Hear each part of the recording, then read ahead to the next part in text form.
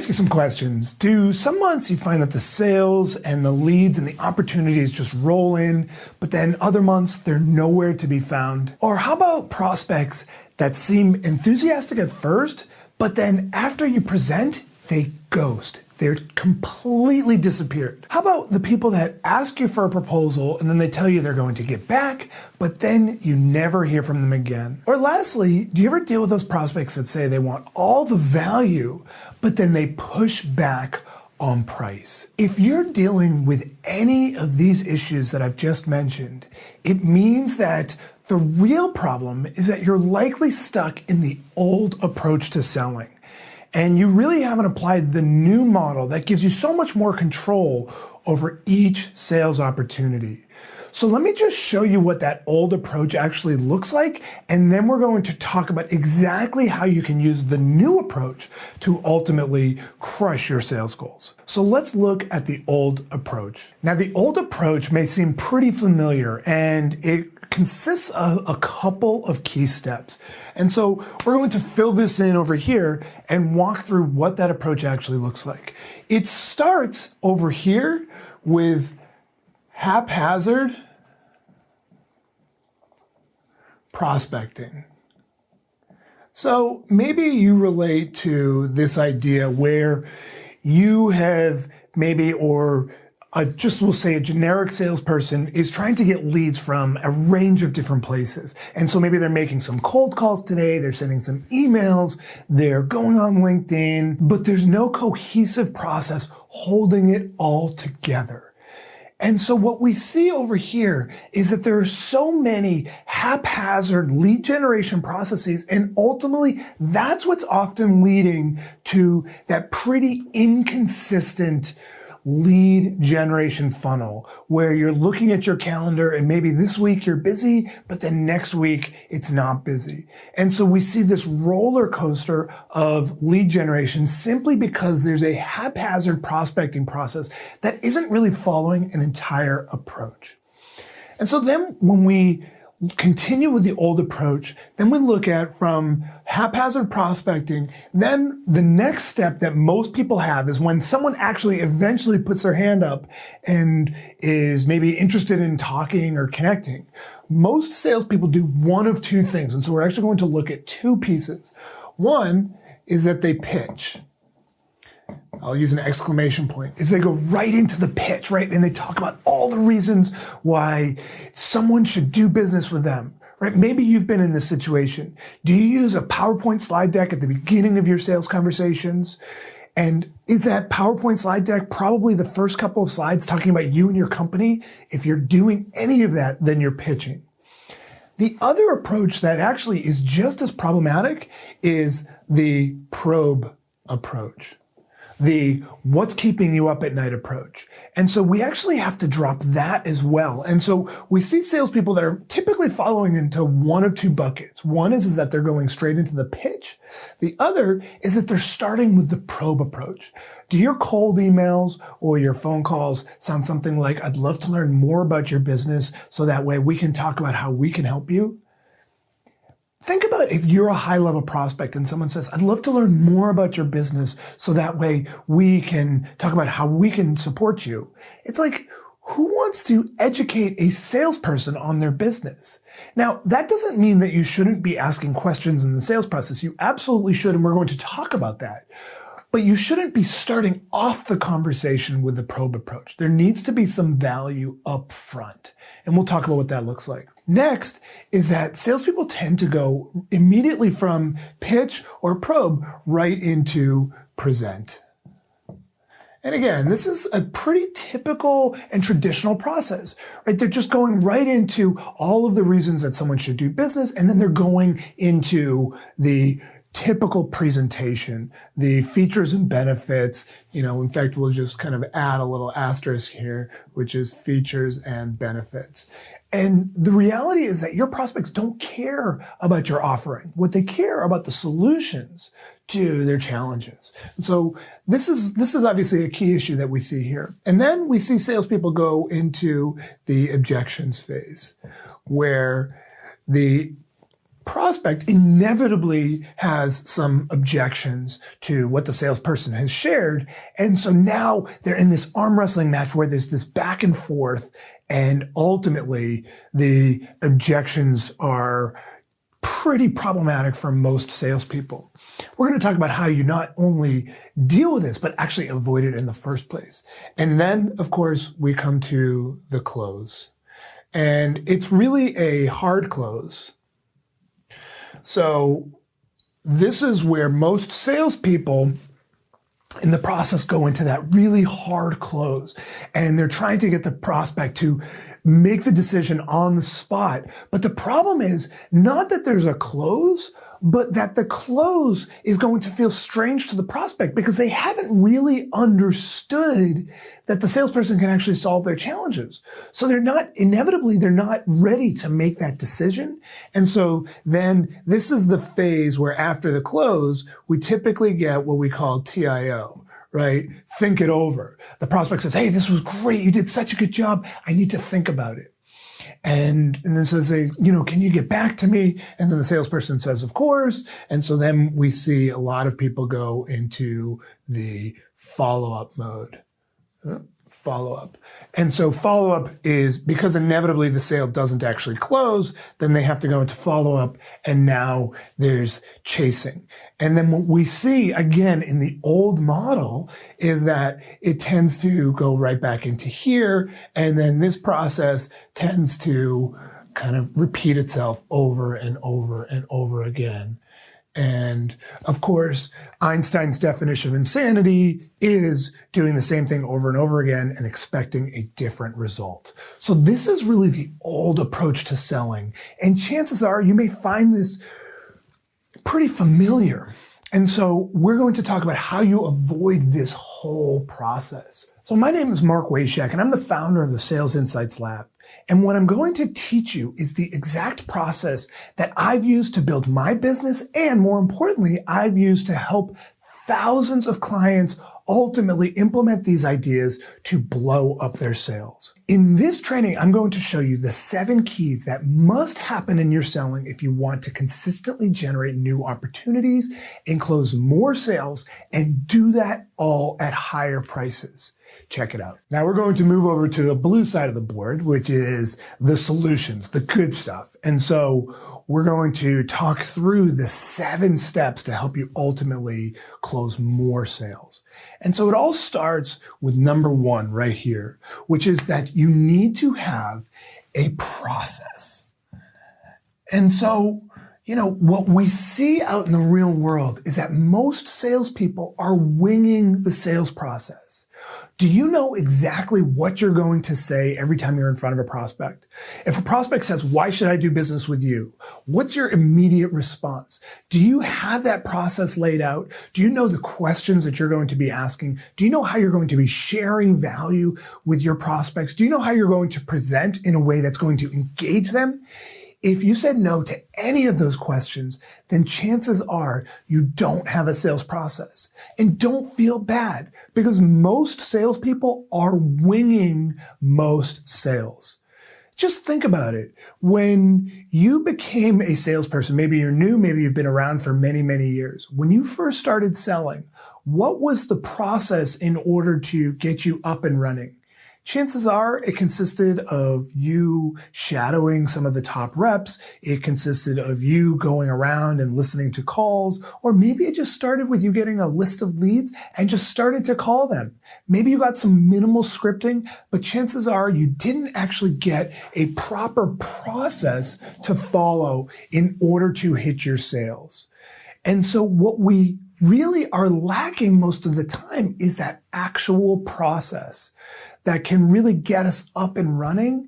And just think about, in any other profession, you would have received significant training, right? Think about CPAs, attorneys, doctors, nurses, right? Any other professional is going to have received a lot of training. And yet salespeople, who can, in many cases, make far more than the professions that I just mentioned, ultimately very rarely get real training.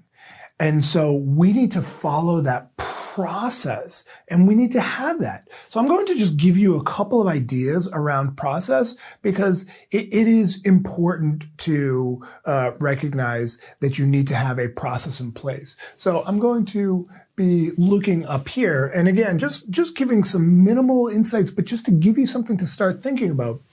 It starts with you've got to present insight to the prospect, or you've got to demonstrate that there's some real insight that you have to offer in your prospect's world. And so you can't just kind of show up, as we're going to talk about, and just say, hey, how can I help you, right? It's got to be something that is prepared and is ready to go. And then when we go from there, then we need to ultimately, which I'm going to talk about in more depth, we're going to disqualify prospects. And so we're actually going to have a process for making sure that they're really a fit and at the same time demonstrating value. And then we're going to solve their challenges. And so we can't just be presenting, but we actually have to be solving. And so this is the process, and we're ultimately holding these all together with clear next steps. So this is the process that we use at the Sales Insights Lab. And what we find is that salespeople can use this to cut out so many years of pain. You may be the kind of person who's looking to accelerate your sales success. Well, if you don't have a process in place, it's never going to happen. And I just say that coming from a place of so much experience watching so many salespeople just banging their head against the wall, trying to get leads, trying to close more sales. But because they don't have that process in the first place, they're already in trouble. So you've got to have that process in place to follow over and over again. And so it's just rinse, wash, and repeat. That's what a good sales process looks like. The next key here, we're going to move through this pretty quickly, and we're going to be touching on some of the ideas that I just shared. But the next key is that you've got to drop the pitch. So I'll just say no pitch. And I'm going to use an exclamation point again because it's so key. We've got to drop the pitch. So many salespeople are walking into a prospect's office, or they're starting on a phone call or in a Zoom meeting, and they're immediately going into the pitch. And we can't be pitching our prospects because your prospects don't want the pitch, right? The data, we conduct so much research, and all of the data is so strong on the fact that prospects, as soon as they feel like they're getting a pitch, the wall goes up. Right? Just imagine that you're a prospect and I'm a salesperson, and I say something like, hey, George, let me tell you the top 5 reasons that I think you should be doing business with us. Right? Immediately you're like, whoa. I'm not there yet. Right? I don't even know you. I don't know what we're talking about. And so when we go straight into that hard pitch, prospects immediately get guarded. And because so many of your competitors out there are really doing that hard pitch, you need to drop it at all costs, because that is truly destructive to a salesperson's progress through the entire sales process. As soon as the prospect feels like they're being pitched, they immediately go into whoa. And again, another example would be, imagine if you were going into a furniture store, and you walk into the store and you know that you're buying a couch, right? You need to buy a couch that day. And one of the salesperson comes up to you and says, hey, how can I help you today? Immediately your response is going to be what? I'm just looking, right? You're saying that even though it is not true. You're saying that because you know that you're about to get into a hard closing sales kind of a situation. And so you want to avoid that. And so you just say, look, I'm just looking. And if you're making cold calls or you're making prospect calls to people and they're immediately just trying to get off the phone with you, it's probably because they're sensing that pitch. So we've got to drop that pitch. Now, going into the next is we also have to drop the probe. So what we like to refer to as what keeps you up at night. So the what keeps you up at night approach, right? And so we need to get rid of the what keeps you up at night approach as well. Now, obviously you may be saying, well, Mark, you just told me that we need to stop pitching. And so the what keeps you up at night is kind of the opposite of pitching. And so we see salespeople doing one of these two things typically. They're either pitching or they're using the what keeps you up at night approach. And so how can both things that are completely opposite both be the wrong way to start a conversation? Well, the reality is that your buyers, particularly higher level buyers, don't want to be educating salespeople on their business, particularly early on in the conversation.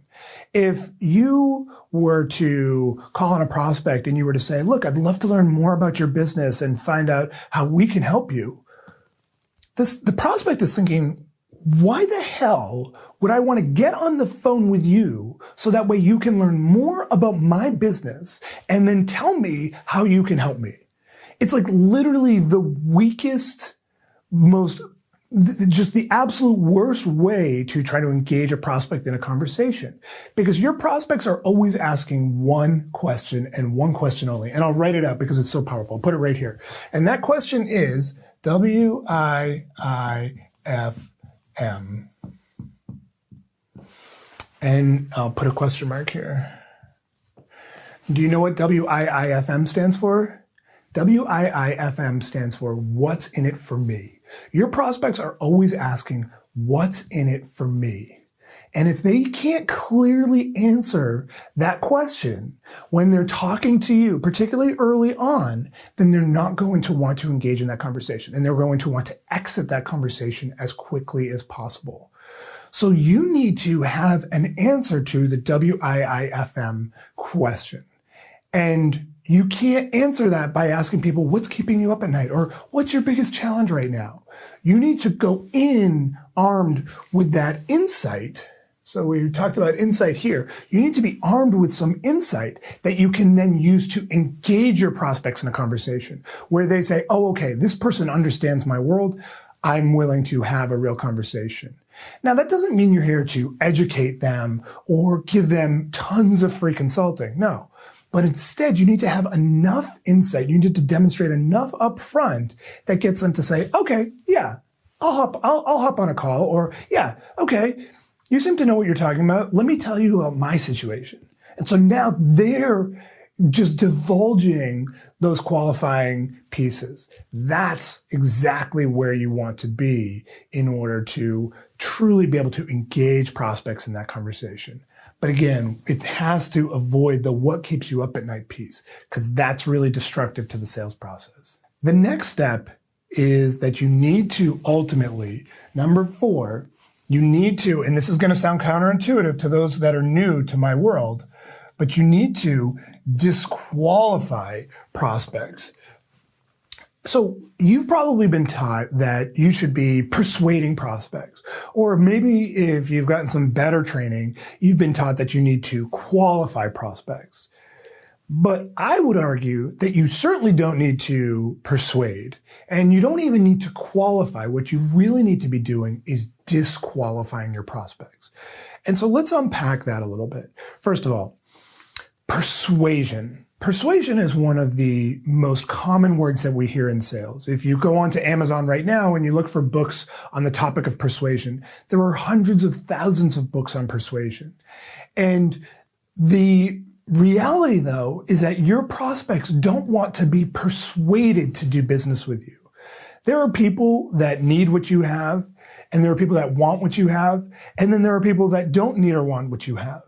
And so persuasion, unfortunately, is trying to sell what you have to all of those groups. What we want to do is actually determine who are the people that don't need or want what you have and get them the hell out of your world as quickly as possible. That's disqualification. And so that way, what you're left with are the people that either need what you want, what you have, or they want what you have.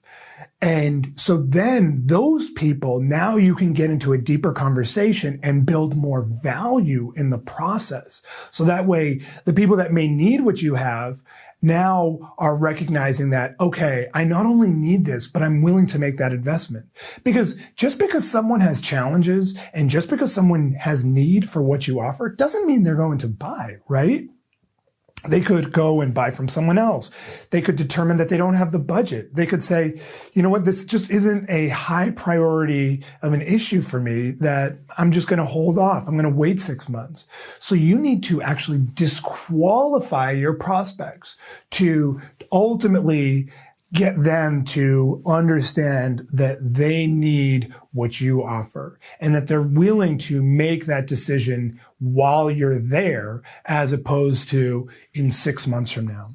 So disqualification is key, and it comes down to having a specific set of questions that, again, you're going to be able to ask over and over and over again of the same or different prospects to ultimately determine A, whether they're a fit in the first place, and if they're not, move on. And B, if they are a fit, to help them recognize the value in really engaging with you and ultimately buying from you. Because if they don't see the value, then ultimately they're not going to do business with you. And so when you hear things like, remember we talked about think it overs. When we hear things like think it over, I need to think about this. What are they really saying to you? When they say, I need to think it over, or, you know what, the timing's just not right. Can you get back to me in a couple of weeks or a couple of months? What they're really saying is, I'm not seeing the value. I'm not seeing the value in what it is that you offer. And so, you know what, I'm not ready to make a decision right now. And so then they move on and then they're done. So we need to have a process that allows them to really see that value. That's the key. Now, moving forward, once you've demonstrated through that disqualification process that the prospect is really a fit and that your offering is the right offering, now is where we would typically think to go into the presentation, right? This is where we would ultimately start to think to present. Now, a lot has gone before presenting, but what I would challenge you is don't present, solve. Most salespeople think about presenting features and benefits and talking about the benefits of doing business with them and all the cool features that they get when they buy. But you don't want to present, you want to solve their problems. You want to demonstrate that you can ultimately solve your prospects' problems. And so presentation is really the shortest phase of the sales process, because it basically comes down to being able to, in a pretty short period of time, demonstrate enough that you can solve their problems to get them to say, yeah, let's do business, right? But most of the work has ultimately been done up here in the disqualification. So once you're into solve, it should ultimately be almost like a formality. And so this is where you're going to be using case studies and examples of how you've helped other people to really demonstrate that you can solve, and no more than that. And then now we're going into closing the sale. It's really simple. If you've been really strong in disqualification, all you have to then do is keep a very, very short, quote, presentation where you simply demonstrate that you can solve the problems through case studies and then move on. That's it. It's that simple. Now, let's go on to number 6, which is ultimately you want to know your prospecting blueprint. You need to know your prospecting blueprint. And so a prospecting blueprint is simply a plan for generating more opportunities. Now, we talked about how most salespeople are doing haphazard prospecting. And what we need to do is break that, where it's not haphazard, but it's a systematic process to generating the right opportunities and putting them into your funnel. And so many sales problems go away when you have a good prospecting blueprint. Because so often I hear issues from salespeople. They're like, I went through the process and it seemed like it was good. And then the person just had no budget whatsoever. There are really 2 things that can be going on there. One is that the salesperson wasn't strong in the process. But let's just pretend that they were strong in the process. If you're getting in front of the wrong people, then it doesn't really matter how good your process is, because they're not going to buy, right? If someone has no money, if they are dead broke, then it doesn't matter how much pain or challenges you can get out of them, they're not going to buy because they've got no money. So you need to have your prospecting blueprint in place such that you are generating exactly the leads that you need. This is one of the key things that separates top performers from everyone else, is that top performers have that blueprint. And so let's think through a more traditional old school prospecting approach. It would consist of some calls, maybe some emails, some LinkedIn outreach, right? And it's really haphazard and they're making a certain number of dials a day and maybe they're leaving voicemails, maybe they're not. What I would challenge you to think about is following the blueprint and really having that all mapped out. Exactly when are you making your calls? When are you sending your emails? When is this all coming together?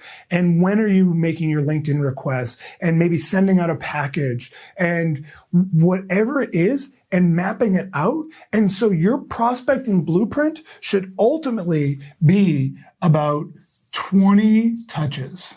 You should have about 20 touches in your prospecting blueprint because that is what's ultimately going to get through. The data shows us that a prospect usually needs about 18 or so touches, outreaches, before they're likely to engage with a salesperson. So you need to have your prospecting blueprint, which is covering all of those bases. And so it's making different touches. And it's not just 20 different dials trying 20 different times. No, it's touching them in different ways using different tools, different mediums, ultimately bringing it all together. So that way your prospect, by the time you actually get them on the phone, they know who you are and they recognize that there's some value. So throughout the process of that prospecting blueprint, you should be creating some value. You should be demonstrating that you know their world, that you know what's going on. You should be personalizing those outreaches. There's a lot here, but even just recognizing that you should have a mapped out prospecting blueprint is going to make a huge impact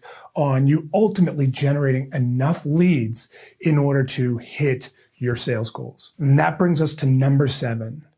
And number 7 is really one of the most important yet underappreciated, which is that you ultimately need to have, like all top performers, you need to have mentorship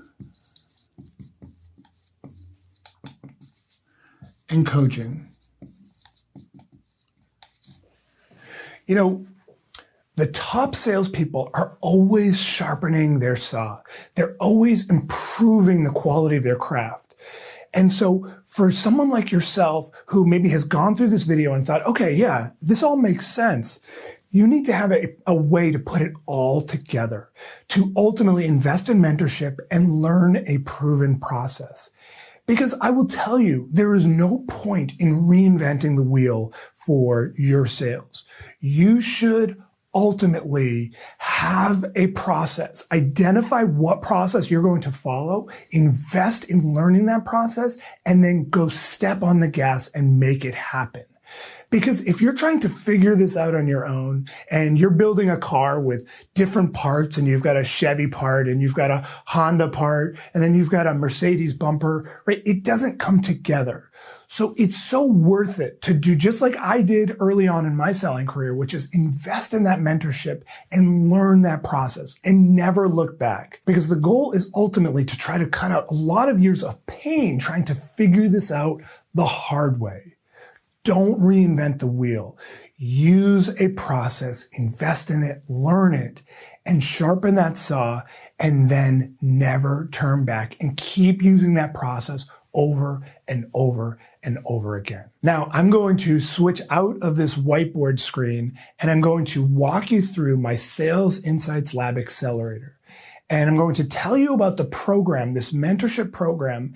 And if it makes sense, I'll walk you through the actual application process. The Lab Accelerator program is a coaching, accountability, and mentorship program focused on helping you not only hit your sales goals, but actually crush through them. As a member of this program, you're going to get all of the behind-the-scenes strategies to get exactly where you need to go. There will be direct pressure from me and my coaches, as well as the peer-to-peer pressure to blow past your goals. So who is this program for?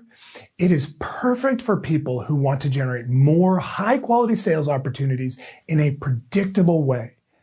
It is for people who know that they can not only close more sales, but actually do it at higher prices. And it's for people who recognize that they can and should be making so much more money. So right now, I'm looking for just a few of my dream clients who are committed to getting there, where I can help them get massive results. So that's why for a limited time, I'd like to work with you in a sales strategy session if you meet this criteria. Now, I work with clients that have these 3 traits. 1, they believe in investing in themselves to get the ultimate shortcut to achieving their goals. 2 is that they're willing to do the work and they don't buy into some silly done-for-you type thing. And 3 is that they will do whatever it takes to change their current reality to achieve their real dreams in life. So if this is you, here's how the process works. On this strategy session, we're going to be thinking through a few key areas. First, how are you generating your sales opportunities, and are they coming in a predictable way? Next is, how are you converting leads into sales, and is there a thoughtful process to actually maximize every opportunity? And then what are you doing on a day-to-day basis to move the sales needle just a little bit to ensure that you ultimately crush through your sales goals? You must be willing to have some skin in the game and be willing to invest some money to achieve your results. Because working with me and my team is not cheap. But most accelerator members make back their investment in just the first few sales. So who is this not for? It's not for people who are on the fence about being in sales. You must be totally committed to mastering sales.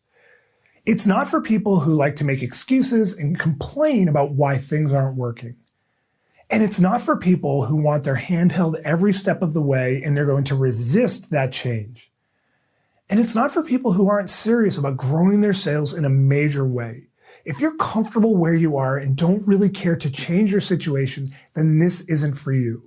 You must be hungry. Knowing that we're a good fit is crucial. And that means that if I'm going to invest my energy and my team's energy in your success, then I'm going to need to believe that it's a strong fit. So if we don't think it's a good fit, then we'll be sure to let you know in the strategy session. We must be selective because the power of this group is what either lifts everyone up or can pull people down. And if we don't think it's a good fit, we'll gladly recommend some alternatives. We only want win-wins here. So the first step is to complete the application for the strategy session below. And this application is necessary to determine, 1, that I can help you and that we're the best people to actually help you. And 2, that you're willing and ready to step up to commit to get the results. So once you've completed the application, we'll schedule the call. And at the end of the call, there will be one of 2 outcomes. Either it's not a fit and we can part as friends, or it is a fit and we'll extend an invitation for you to join the Lab Accelerator. Either way, you'll get an insanely valuable strategy session and you'll walk away with a newfound clarity on how to get to that next step. So it will likely be the most valuable 45 minutes that you spend on sales this entire year. Now, our schedule is very limited, so this is a rare opportunity, and we only have room for a few clients, and we give priority to those who take action. So if this is you, then go ahead and apply to the Lab Accelerator by clicking the link. Again, this opportunity may only exist for a short period of time, so if you're serious about getting results, then apply right now. Click that link to get started.